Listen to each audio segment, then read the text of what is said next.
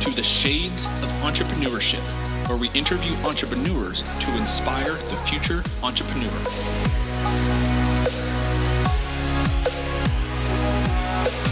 I'll be your host, Mr. Gabriel Flores. So grab a drink, sit back, relax, and enjoy the show.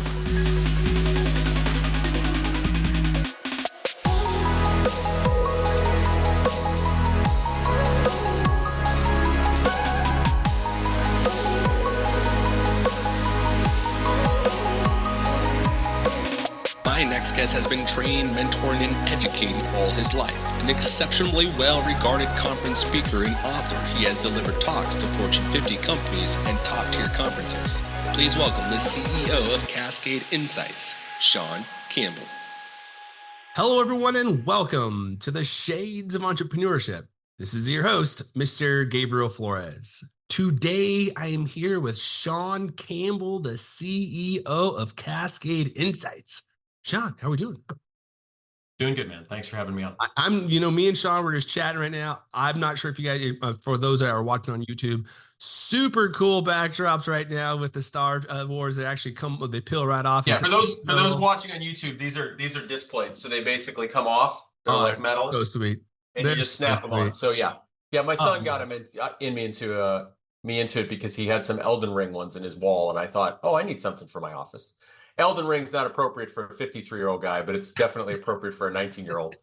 So anyway, they got something for everybody. It's funny. One host, and then we'll cover what we want to talk about. Like, one host said to me when he looked him up, he's like, "What did they do to get all those brands?" Because the really unique thing about those guys is they have like every movie brand you ever heard of. I don't know what they did to get those. They've got everything from like Marvel and Star Wars and like every show, kind of thing.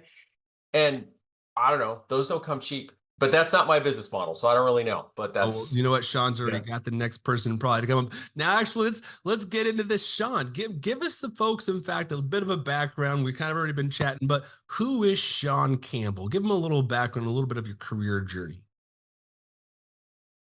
Well, first off, I had no intention of owning a business, and then I have for 24 years. So that's odd. I was going to go be a teacher. And I think I still have been a teacher in many, many, many ways over the years. And also a lot of my hobbies are teaching. And I've taught as an adjunct before, and I'm about to go back and teach as an adjunct now. And so it's definitely something that I've always done, but I had no desire to own a business. It's one of those things where it's always a little hard for me too, because like I'll talk to somebody and they'll say, you didn't ask this question, but they'll say, what was your plans for Cascade? And, and it's like, for me, this was a very organic journey. I wasn't ever writing down on a piece of paper, want to be 50 people, want to be 10 people, nothing against those. Those are fine. But I never did that. To me, it's been an act of serving and learning and educating myself and other people. And so, so that's the short version. So I started my first company in 1999, grew and sold that one in 2006. Then I've owned Cascade ever since then. I've also been through the have business partners, not have business partners thing. So that's been kind of interesting too along the way. And that's basically kind of the journey. So started out, I've probably only had, if you count from when I got done with my master's degree, I probably only worked, quote unquote, for somebody for about 5 years. And then ever since then, I've just owned a business. Oh man. So we're going to peel all of these layers back throughout this episode with Sean. But first, let's start with the current endeavor. Give us a little background. What is Cascade Insight? What does it do, and who does it support? Well, Cascade Insights gets hired by its clients to either alleviate pain or create opportunity. And what I mean by that is that we are a market research firm first. We also provide a decent number of marketing services that are typically a follow-on to the research. So like we identify something that needs to be invested in, and then we can help you do that from a marketing standpoint. We err a little bit more to the strategic side than the tactical side on marketing, but that also makes some sense because we're a research first firm. And if you're under some degree of pain, usually that's because you either shipped a poor product, you've got a bad sales process, you've got a bad marketing process, or your competitors got a better one, and that's the way you're looking at the problem, right? And they're causing you pain. And then on the opportunity side, We get hired typically because somebody's trying to expand into a new market or they launched a new service. I mean, obviously, working with the tech sector, there's a lot of discussion about AI's influence on pretty much anybody's offering that we work with. So that's a good example there. And just even more pragmatic stuff. You want to grow into a new country or branch into a new industry, or you've got M&A activity that you want to do some research on, right? So those are all opportunity driven. But I will tell you that more often than not, it's pain. And I think the reason for that is that research is kind of in an interesting place with most people, I think, especially business professionals, because all we do is work with B2B companies. If you feel like things are going swimmingly or mostly okay, you're not likely to put the brakes on and say, what do I not know? Whereas the minute you're under threat or things get difficult or you get stuck in the mud, that's when you're usually willing to say, there's something I really don't understand about customers, the market, competitor customers, and I need somebody to come in and actually do a real study for me to help me understand that. So it's kind of an interesting thing. Like, we're probably hired for the pain 75% of the time and the opportunity to 25%, but it also makes sense to me because I think ultimately, if things are going fairly well for you, it's harder to justify research because you could make it better. You could make it 2x better. But if they're going well, you might say that's good enough. But to sum it up, a lot of clients come to us in some version of pain or crisis. And then on the other hand, it's great because we can give them a lot of insight and a lot of value that can get them out of that hole that they're in and give them a little ladder to kind of get out of it. Yeah, folks, I got to tell you, the data will it'll always give you, it'll never give you what you want, but it'll always give you what you need, kind of thing. It's very directional, and it's important to trend it always, like constantly trending your data. I think to your point, Sean, I think once you kind of get in the lead, you kind of forget about it. You're like, oh, we're coasting, we're good. We can kind of the lead dogs hardly ever hire us for research. It's funny. We at one point, we don't really mean this, to be super clear, but it's kind of true. We used to say we just work for losers. Because now what we've turned that around into, that I actually bothered to trademark because I just thought it was fun and I never wanted to lose the phrase, is we say we deliver bad news to good people. Oh, nice. Good people because you're trying to fix it. You're not just looking inward. You want to understand what's wrong. You probably are wired like that. I imagine you probably make other decent decisions in life too, probably a sign of a degree of empathy and, non-self-centeredness. But at the same time, the weird thing about what we do is that if I just come in and essentially just confirm the assumptions you have, it's valuable up to a point, but it's not as valuable as if I come in and say, okay, this is broken in your sales process and you didn't know it. So we're not actively trying to go find bad news, but in a way, when you add up all the dynamics, right, companies come to us to some extent when they're under a little bit of pain, self-inflicted or externally inflicted. They feel a lack of comfort about what they know about what's going on.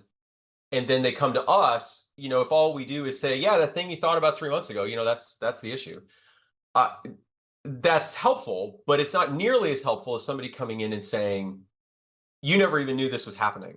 And fortunately, one of the nice things about research is because it is an unbiased view and you do talk to customers and prospects without you in the room, you almost all the time surface something like that. It's a really rare case where I could think of, it was really just confirmation that we provided.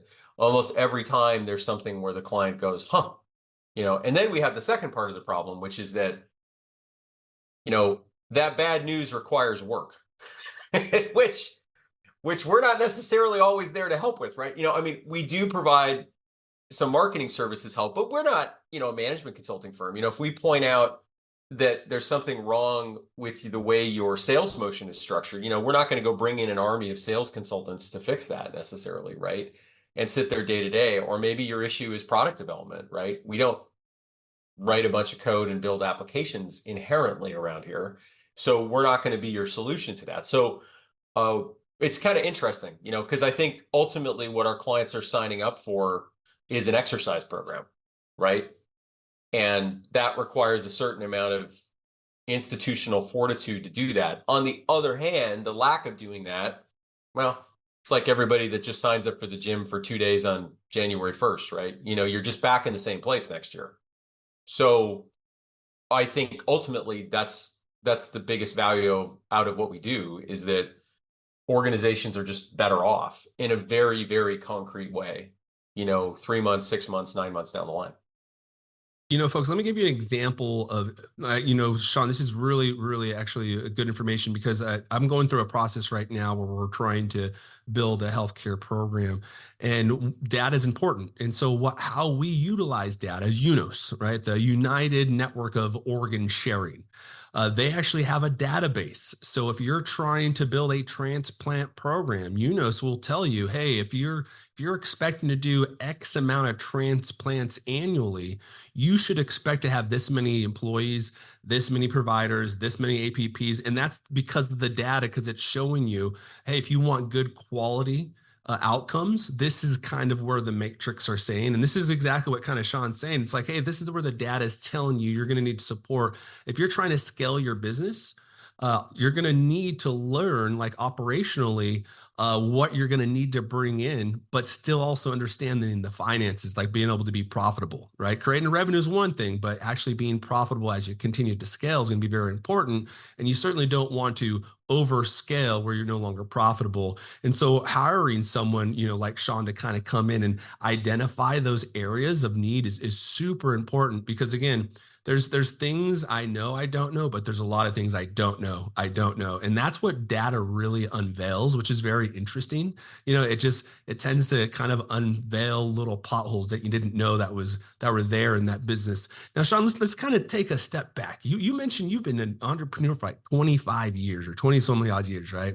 What was your Almost 25. I'm looking forward to year 25, but I can't quite claim it yet. So not 24. yet. What was that? What was that first entrepreneurial endeavor?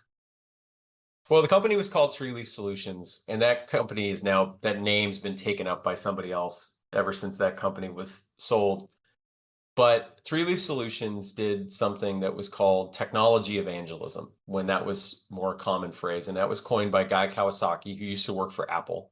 And to this day, if you watch Apple market, if you think of that phrase and you think of Apple, you're probably on a good path of understanding what technology evangelism is, right? It's one part marketing, it's one part technology, it's one part understanding your customers. And that's something that they've, roughly represented, pretty much throughout their whole history, I think, in some ways. And so that's what that company did. We came in and we were basically the folks who would really try to understand the technology in depth, and then we would turn around and try to evangelize it through either training and education or marketing. And we did a lot of work for Microsoft and Intel. The downside was those were really our only two clients. Our initial step into entrepreneurship, we stepped right into the pothole that pretty much everybody does, which is that you get a couple really big accounts and you start to sell your soul to those. And before you know it, your business itself has almost been warped a little bit by those accounts. And while they're great and they're giving you all this revenue, you always live in fear that at some point, one of those large accounts is just going to disappear, maybe through no fault of your own, right? There's just a change in leadership and you get a message that says we're limiting the number of vendors we work with, right? And as a small company, you're never going to be the vendor that they keep necessarily at the top of that list, because there's going to be somebody with more spend than you. And so that was interesting. And I learned a lot, though. I mean, the biggest benefit of that business, beyond just owning one and all the things that happen to your brain when you own a business, because I think there's something, just one departure on this. I think there's some things in life that it's not that someone else is lesser for not having experienced them. They've gone through their own life events and things like that. You can only talk about what you've been through, right? But for me, owning a business just lights up parts of your brain that you just don't get illuminated if you're an employee. Like there's things that just happen to you. There's problems you have to face that just aren't typical. And so there's definitely a lot of benefit from that. But the other thing was, I was working with Microsoft as our first account when Microsoft had 97% market share of computing devices. And the reason I emphasize that is we will never see that again. mean, even to this day, if somebody even crosses 50%, the DOJ just jumps in and says, hold on a minute, right? And I'm not here to say whether that's right or wrong. That's a subject for a different show or a different interview, but they had 97%. And that meant that working with them in that era was a real education on what somebody with that much market dominance and that much play and frankly that much money could do to evangelize, market, sell, grow, those kinds of things. And it's almost like I got kind of a extra graduate degree in that. And I didn't really know it was happening until it was kind of over, right? You're just living in it. And that was a great part of the experience. And Microsoft's still an account to this day in our second company. I've always enjoyed working with them. Some people have their gives and gets about working with Microsoft. And I've always thought they're just a lot of fun to work with. But partly, I think, because I feel like they gave me a world-class education of sorts, even as their vendor, 20 years ago. And that was basically what the first company did. And we grew up to about 25 people. And then eventually, as many people sometimes go through, I had two business partners at the time. One of them exited. And then me and the other business partner, as part of the triad, we probably saw eye to eye the least. And we looked at each other and said, I think it probably makes sense to just split the business in half. So we split it in half. And then I kept it going for another couple years or so, decided that I kind of didn't really want to be in that business specifically. And I wanted to think about what I wanted to do. My kids were younger at the time, like really young. So I ended up selling what was my half of the business, had been standing on its own for a couple of years. So that was a whole other experience, because if you sell a business, I think there's things you can't model in any other way, right? Walking into a room full of people and saying, so we're sold. That's it's kind of a singular experience to figure out what you want to say to everybody in the room, right? And how you intend to protect them and think about their future as part of whatever transaction goes on. And then after that, I started Cascade, but I'll stop there. But that was basically company number one. No, that's phenomenal, because I think that's a great overview of all the different things you've done, but also all the experience that entrepreneurialism is because, for example, you are kind of working with other people's lives, right? The livelihoods of others are kind of in the owner's hands, and ensuring that they are continuing to be successful outside of their career is important to a lot of these founders. So I'm really glad you actually highlighted that piece. Now, let's even go even further. What kind of made you decide to take the entrepreneurial leap? You mentioned you only worked for somebody maybe the entire life 5 years. Was it just something always in you? Well, again, it was kind of organic. I always wanted to be a teacher. And so I was thinking about getting a PhD and going to a school in Iowa. And I was finishing my master's degree. And I was also teaching there. I was teaching public speaking and interpersonal comm while I was getting my master's degree. And I was thinking about it. And I, at the time, just thought, I'm going to be pretty poor. I've met this cute girl. It sounds maybe a little old school. I thought I want to provide for, a future family, but that's how I felt about it. And I wasn't sure what to do. So I went off and I got a job teaching computers, which also dates me because that's literally what you used to say in the late 90s. I'm going to go teach computers. And it's what you said. It sounds so odd every time I say it now, right? Teach the cloud. That doesn't sound right, So I'm going to teach computers. And this is an era when literally mice were new, so I'm teaching classes where literally somebody puts the mouse on the floor and tries to use it as a pedal. I mean, all kinds of weird stuff like that would happen. And that was a great experience, but I was still teaching. And then that led to a different job where I was teaching networking and databases and kind of kept moving down this technology stack. I was always kind of a little bit geeky, had a computer, that I'd kind of built, played games on, so all this kind of lined up. And anyway, I ended up in a job in Oregon when we moved out here, still teaching networking and databases and now some programming technologies. And two other guys in the business that worked with me, we decided we wanted to become independent trainers. So we started a business. That was the first one, 3 Leaf Solutions, where we were training and we were doing this technology evangelism work. And as time moved on, we basically just kept doing more and more of the technology evangelism work. And then we weren't doing the training quite as much, basically hardly at all toward the end. And that's how it kind of slid, which has really been a bit of my journey all the way along, right? I try to just organically follow what's in front of me and make what appears to be minimal risks, or hopefully was minimal risks. And at the same time, just try to maximize what opportunities in front of me. And if that sounds like I'm not pro business plan, I wouldn't go quite that far. But I do think there's something about being able to react to what's in front of you that's sometimes undervalued, right? Because you'll talk to people and they'll be like, here's my business plan, and I wrote all this up, and I got my legal pad out and going to spend time this weekend thinking about my plan. Sometimes you just have to do, if that makes sense, right? Sometimes the best education is doing. And I think we sometimes get this analysis paralysis, as a small business owner, and just listen to your customers, listen to what's going on, experiment a little bit. And that's what I've always done. But maybe that's a little bit because of how I'm wired too.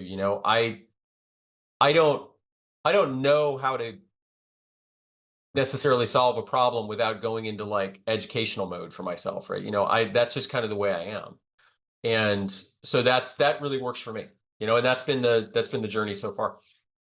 One of the things you mentioned is you just got to do, right? And one of the things you've said is one of your first clients was Microsoft. How does one individual, how's an entrepreneur build a brand to the point, one of your first clients is Microsoft. How did you build your brand to continue to grow the way it is today and also have clients like you do? Well, I mean, the first Microsoft was because we were working with Microsoft. I mean, we were doing some tech evangelism work in the organization we were part of when all three of us left, and they let us continue that relationship. And there was a little bit of contractual negotiation involved in that for that to transpire, but they allowed us to do that. And that's how we got our first account. So in essence, it was doing good enough work that our previous employer didn't want to say to Microsoft, you can't work with these guys, because that would leave a negative impression in that way that they were constraining us. But and that's how it first started. And honestly, I haven't necessarily thought about it as building a big brand. I've thought about it more as trying to do increasingly good work and at the same time tell the world about that work, which I think is a little different than brand, right? Brand's important, but in B2B, I think it's less so sometimes. It matters that maybe they've heard of you or whatever, but as a small firm, how likely is that really, right? When you first bump into a large account that they've heard of you. And I think what matters more is that you show that you have a really strong success, history, successful history of working with companies like them. I mean, for me, marketing's been less about branding, I would say, than remaining narrow and focused. Not so narrow that I've only got 2 accounts like I did the first time around, but narrow enough that I can really clearly communicate to people that, hey, if you work with us and you're a B2B technology company, you can see a roster of another 100 or 150 companies that are a lot like you. Now, that means also that I can't necessarily go work for, let's say, a pharmaceutical company, but I'm okay with that, because I think, well, I'll put it this way. I think generalists are a little dangerous, I think. And I think they're dangerous because you're just getting kind of low wattage recycled ideas that would apply to lots of people, which inherently means it's a generalization, right?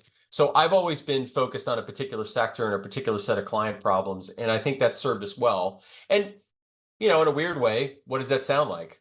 Kind of sounds a bit like a professor, right? Professors don't teach every course in the university. They tend to find a discipline that they want to pay attention to, right? And they grow their reputation by successful class after successful class in their area of, the discipline that they want to focus on.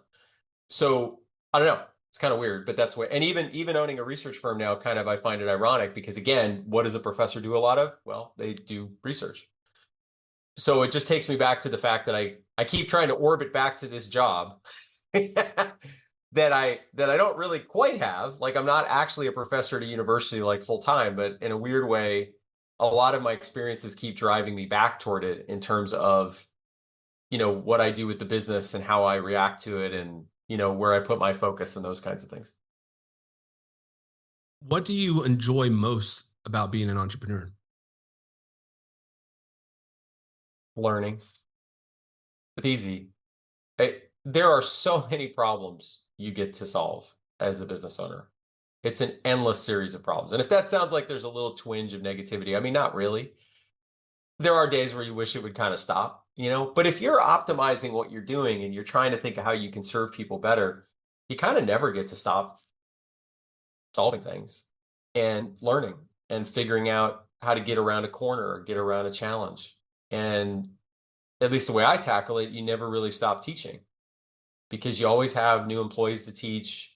You've got clients to maybe teach because they don't necessarily understand, what they need to know. And that's what I enjoy the most out of it. I don't do it for building a kingdom. I don't. I mean, I love it when we grow and it's a sign that we've done a good job, but I don't do it for that. I really don't. I mean, I literally do not have a plan anywhere in my hands, virtual or otherwise, that says Cascade will be X number of people in Y number of years. I just don't. And to be honest, it's somewhat unsettling sometimes when I tell people that, like even employees, right? Well, shouldn't we have a plan? And I'm like, well, yeah, we could do that, but like, why don't we actually just do really good work and tell the world about it? And the reason I keep saying both is that I do think there's a risk when you're an entrepreneur that you just do. Like that's all you do. Because I think we've all met people over our lives where they've got this really nice business, but calamity strikes, the market gets tight, they lose a couple critical customers, right? And now they don't have a business anymore. So I do think you have to tell the world what you're doing and you have to be focused about it. And you have to have good marketing and good sales practices. But I don't know. That's kind of how I look at it overall. No, and I like the way you kind of define that is, branding, the way you make branding is one way, you can do branding another way, but at the end of the day, it's about providing value and good quality service or product, whatever it is that you're in. It's all about the value, right? And making sure, like you mentioned, Sean, it's making sure that a client or a customer is willing to come back, either word of mouth, without having to put forth the money to put the brand together. Because at the end of the day, that is your brand, your quality, the value you bring, that's the brand. And then you just actually have to amplify that, as Sean's mentioning. Hey, here's the quality of work I've done. I'm just going to amplify it. Now, you also mentioned challenges, right? What would you say have been some of the biggest challenges for you being an entrepreneur? And have you ever had any moments of self-doubt? Well, sure you have. Everybody has. I mean, owning a business is the easiest route to imposter syndrome on the planet. Man, isn't it? It's the easiest route to it because at some point, if you're not psychotic multiple times, you will be staring at the ceiling and going, I am ill-equipped to make that decision, but yet I'm the one that needs to make it, right? Because there ain't anybody else in this chair, right? So I think, yeah, there's lots of things. I would say definitely one of the unique challenges I've been through is that I've had to basically take over a business's sole owner twice now after a business partner or two business partners have exited the business. And that's an interesting experience. There's so much you have to go through. Clients will ask you tons of questions, somewhat unfairly, I might add, sometimes. I mean, to be honest, well, what does this mean? It's like, well, I don't know. There was, 12 other people here. Just because somebody left doesn't necessarily mean it's all going to go fall apart, right? Frankly, in a lot of cases, the people doing the work are the people that are still here, right? In that sense. Another challenge is just inwardly, right? You've gone from maybe a multiple parent household, whereas in, all multiple parent households, the children, i.e. the employees, pardon the connection there, will have a parent that they like to talk to more. And all of a sudden they're left with one parent. And that style may not necessarily fit at that point. So how does that work? You know, how do you navigate that? Because you don't want to try to become the person who left. That's not authentic, and you won't be able to carry that on for a long time anyway. Nor do you probably really want to necessarily if you've kind of found yourself in that situation, right? You've also just got appropriate ways trying to say, well, what does this mean for me? So you have to kind of navigate that side of it. All to say, I very much enjoyed when I've ended up kind of owning it myself both times. And I think it's great. I also enjoyed, at least in the seasons when things were going well, I enjoyed having business partners. So it's interesting to have done both. I have this weird thing in my life where I get to do a lot of things twice, but I don't seem to get to do them 3 times. I don't know why. I mean, maybe that'll change. Maybe I'll have a third business after this one. But, you know, I taught in a university one time, and now I'm going to go back and do it again this fall. I've owned 2 businesses. I have 2 Labradors. I have 2 cats. I live in 2 places in the country. I have 2 kids. I did not have 2 wives. I'm very happily married to my first wife. I don't want to have a second wife. Before you ask, because every once in a while, if I bother to bring this up, it says, well, what about the second one? No, that didn't happen. Oh, you know, and I'll say this, I don't know what else can be a replacement for having to go through something a second time. I just don't know what there is on the planet, right? We can try to project ourselves into the future. We can try to be empathetic. We can try to think about what it might be like. But really, going through twice, pardon the pun, is singular, right? It's like, it just is. Like, you just, by going through it the second time, you will just have a different reaction to it. On a slightly personal note, and this isn't like Oprah Winfrey all of a sudden or something, but apologies to anybody who likes Oprah Winfrey as a show. But like, my parents were even divorced twice from each other. Like, this isn't like a psychological thing for me now. I'm a full grown adult, but like, you know, they were divorced when I was in 5th grade. They got remarried and then they divorced each other again. I've even had that happen, right? I used to joke I should be on Oprah on one of those shows where it's like kids whose parents have married and divorced twice, right? You know, some rare statistical anomaly, right? And I'm not making light of it, by the way, to anybody who's gone through divorce and kids. Is a hard thing to go through. I just, you know, I would hope most people would find a way forward, right, after X number of years. Although if you're struggling with it, I also completely understand. It's a hard thing to go through. But every one of those times, I've had the opportunity to just go, how am I going to do it differently this time? Right? Like the second business, I said, I'm not going to let my ego be wrapped like a little, you know, candy cane around this thing. I'm going to find my identity in my faith. And for the record, I'm a Christian, right? I'm going to find my identity in my faith. I'm going to let the leader of the universe basically determine whether this business succeeds or fails. And I'm going to work really hard, but I'm not going to just wear that, because owning a business is an ego creation and deflation factory. Anybody who owns one would tell you that they are, no matter what you try to do. And you have to get a handle on that, right? I also think I'm probably a little less intense in my second business. I'm not saying I came from the set of The Sopranos in my first business, but maybe there was a little bit of that. I don't know. Like, I mean, it's the ex-Chicagoan in me, right? I don't know. But I'm mellower in the second business. There's things that I'm more patient with, that I'll take my time with. But just to, you know, watching your parents go through divorce the second time, you're like, gosh, they're just human, I guess. I can't really pick a side here. Seems like there's been some challenges, right? You know, what else are you going to conclude at that point? You know what I mean? And you're just going to love them in spite of whatever their failings may or may not be, right? Even if those failings impacted you, you're like, okay, hey, these are just flawed people just like I am, right? Second kid, same thing, right? You know, you all of a sudden go, I'm glad I've at least, you know, messed up with one. Now I can figure out what to do with the second one, right? Second dog, same thing. Most second dogs are trained differently than the first dog, right? Because you're like, whoa, I can't believe I did all that wrong with my dog. Now that I know, you know, what's going on. Living in 2 parts of the country, same thing again, right? You know, you live in one part of the country your whole life. That's great. Doesn't mean you're a lesser person, but I think anyone who's ever traveled, especially any significant distance, or live somewhere else, what's the first thing they say? I grew, right? Because you were just exposed to things that you wouldn't have necessarily been exposed to. And you had to decide whether you were going to accept those as your own or not. So I didn't mean to go quite as long on this, but I think that's one of the things that made me who I am today, is just this like duality thing where I seem to go through things twice. And I don't, I think it's a blessing in a way, because if I hadn't gone through certain things twice, I probably would have had a very different memory and relationship to the thing I went through first, whether that was business ownership, a kid, take your pick. And I think that's been a great blessing to be able to go through things a couple times. That's all I'd say on that.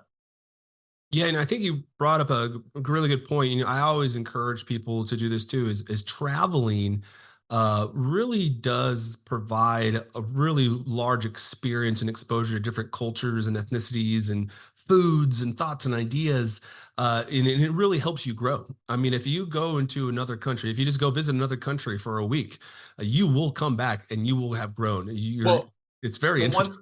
One thing on that. People will sometimes ask me, maybe I'm teaching a class or something like, what's your one piece of advice? Which always feels a little contrived, because it's like my whole life, I'm 53 and I've only got one piece of advice. I mean, like you'd hope I'd have more than that, in the can at that point, but some wisdom at least. I always summarize it to one thing: read stuff you disagree with, which is my version of kind of what you're getting at. Like, you need to be exposed to things you disagree with. And the truth is, it doesn't happen that much in America anymore. I hate to say it. I mean, it doesn't. I don't know if it happens anywhere in the world, right? We're very locked into, even if we constrain ourselves to just business people, we're very constrained to like what we think we know.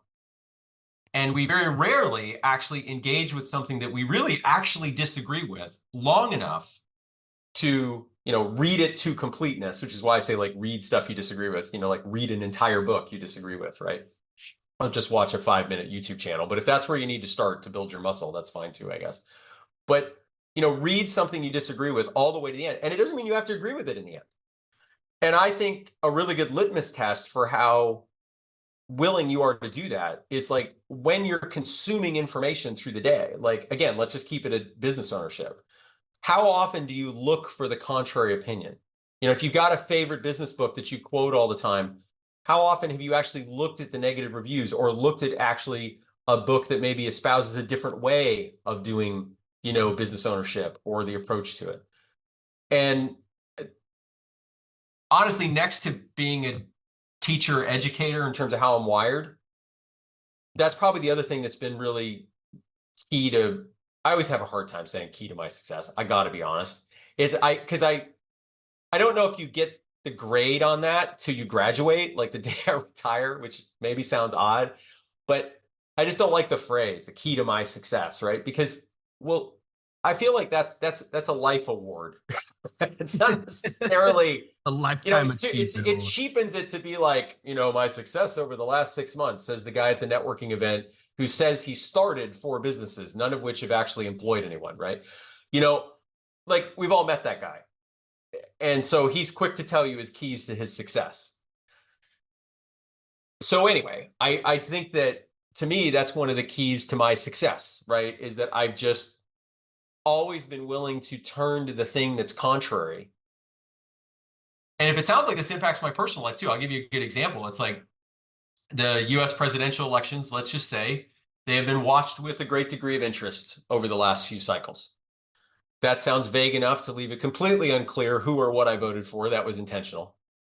But I looked at the last election and I said, I'd like to just learn more about the office of the president, So, what I'm going to do? I'm going to go read a biography of every single US president, which I did. I'll tell you that some presidents were pretty dull.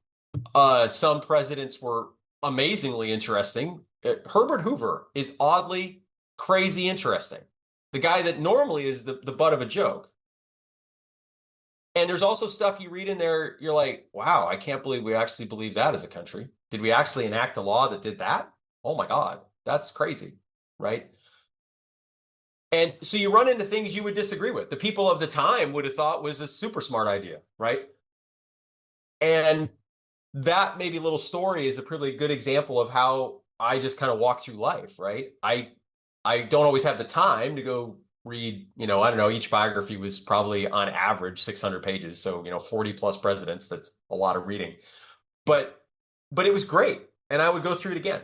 I'm kind of on the fence about what I'm going to do next, just as a random thing. I'm thinking now about reading a fiction book from every country in the world.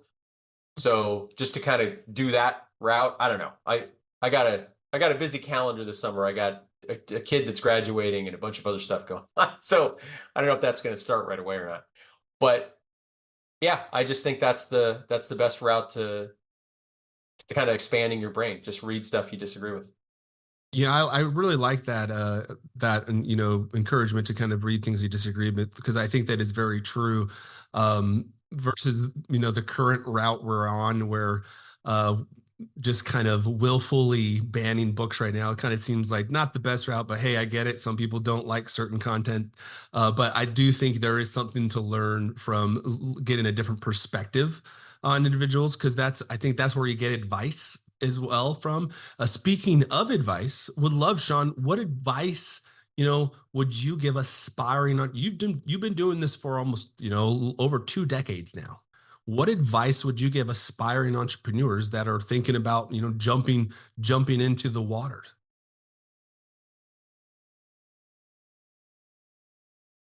I would say have a support network that isn't people in your business. That's one thing. And that support network should definitely include your spouse, but it shouldn't only be your spouse, because sometimes you can put a little too much burden, I think, on your spouse. I don't necessarily think I did. I mean, you could put her on the show and see what she thinks, but I think it'll be fine. I mean, we work together, right? And she's worked in the business handling like finance and HR for a number of years over both businesses.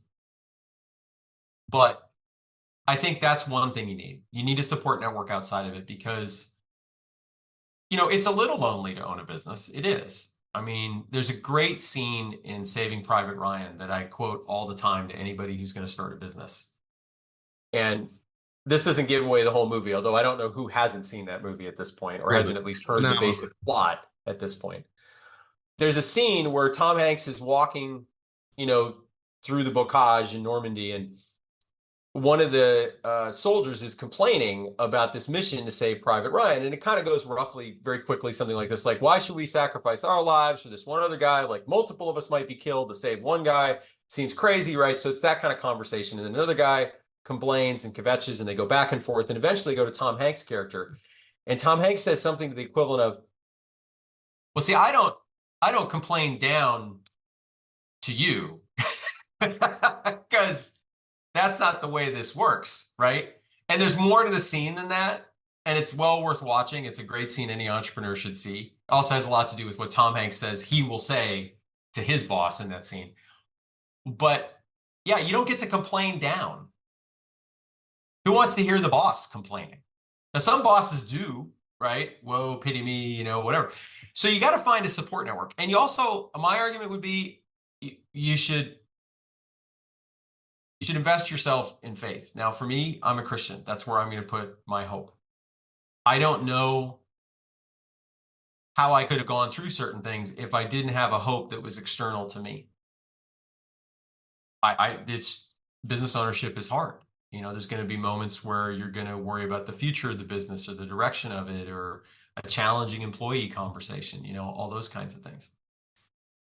I also would say, and this might be odd to say, be okay with knowing that you'll run out of money. And that's not meant to be negative, by the way. It's not. Like, it's just that when you